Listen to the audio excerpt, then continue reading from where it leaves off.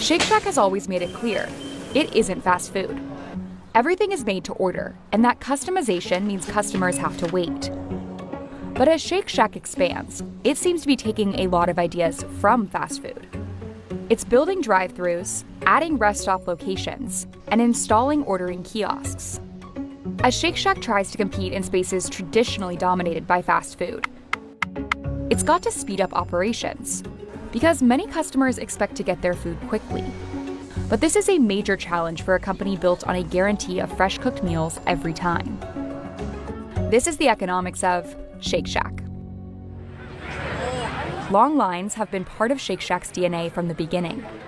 When they first started this pop-up roadside hot dog and restaurant stand in Madison Square Park, there was lines. So it really had this kind of cult vibe around it in New York. But as Shake Shack continues to expand, it has to speed up. We want it to be a little more convenient. We want it to be a little more consistent on our speed and our execution. A big part of this initiative is drive-thru. That's been a major priority for Shake Shack since the pandemic dampened walk-in business in some of its main markets. Shake Shack has opened more than 30 drive-thru locations in the past few years, and it's planning to build about a dozen more this year. How are we doing, all right? Take care. Drive-thrus can be significantly more profitable than dine-in service because customers cycle through the restaurant faster, and they do big business.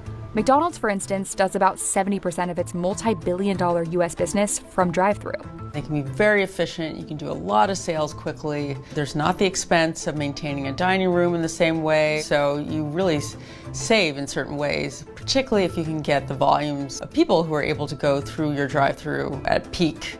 This has led lots of companies to get into the drive-thru business, and they compete fiercely over wait times. Taco Bell, for instance, has a 4-lane drive-thru outside Minneapolis with dedicated pickup points for mobile orders and delivery drivers. Chick-fil-A has used so-called upstream ordering for years, where staff come out with tablets and take orders in person. That avoids a bottleneck of customers waiting to reach the menu board, all to save precious seconds.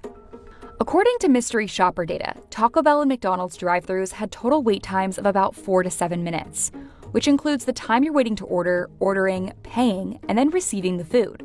Shake Shack doesn't disclose wait times for its drive-thrus, but it's said on past earning calls that just filling orders typically takes it around 6 to 8 minutes. Decreasing wait time has been a major initiative for the company. We do a couple of things a little bit differently in our drive-thrus than we do in our restaurants. It's not compromising the cook fresh, but it is really on the technology side. They start cooking orders as soon as customers place them, rather than waiting until they pay. Hello, how are we doing today? Similar to Chick-fil-A, they sometimes send staff to bus orders. Maintaining a premium feel is important to justifying its prices. Shake Shack is middle of the road for a fast casual restaurant, but much more expensive than fast food. It is a tension that we battle every day between speed and cook-to-order food. We can't compete on speed because we want to cook our food in a certain way, but we can certainly emphasize our hospitality and certainly delivering on the high quality of the product. They've also done time motion studies to maximize efficiency in their kitchens. We've been working on a bunch of different ways of how we're flowing food throughout the kitchen to really optimize and reduce the number of steps that our team members have to take. For example, we used to wash and cut all of our lettuce in-house. We've then transitioned to pre-cut lettuce. So now our team members focus on, making sandwiches and not having to sit there in the back of the house and cutting up and washing lettuce all day long. Shake Shack operates most of its own restaurants, but it's increasingly relying on licensed locations as it expands internationally, and to rest stops, stadiums, and airports. That means it selects outside companies to partner with, and those companies pay fees to Shake Shack. That's been a major driver in Shake Shack's rapid expansion. Shake Shack opened its first permanent location in 2004. Its sales pitch to customers emphasized fresh ground, antibiotic-free beef, and it was founded by fine dining leader Danny Meyer, known for his restaurants like 11 Madison Park, which gave it cachet. It's now a $4 billion company with over 500 locations around the world. The company says its international locations have also helped it develop new products, particularly limited-time offerings. We learn a lot from our licensed locations. Even our Chicken Shack sandwich was actually born out of the international license business for shacks that did not serve beef. We also had locations that had kind of more of a regional flavor profile, like the Korean fried chicken sandwich that we brought over here. But operating at this scale with fresh ingredients and a premium experience has challenges. It's important for them still to be premium and have that vibe. I mean, people are paying more for Shake Shack than they would at Burger King. And so you have to believe that the food's better and the brand's better. Shake Shack's had to invest significantly in data operations so it doesn't order too much or too little food.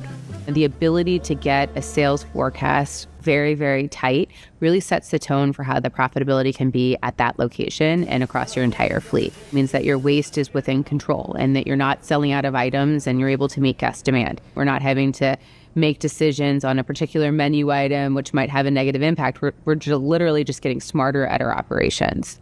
Shake Shack has ambitious expansion plans, led by its new CEO, who brings experience growing major chains in the quick service restaurant industry. Over Rob Lynch's time at Arby's, first as CMO and then as president, sales grew over 20%.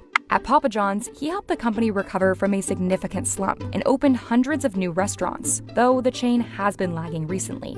It's challenging to take a homespun New York City brand or any brand that's, grew up in a certain geography and push it out nationally. I mean, the company is really working now to try to be more efficient, to try to make restaurants run better, and they are having some success. But I think the real focus on Shake Shack now is, can they keep running these restaurants profitably and to continue to grow?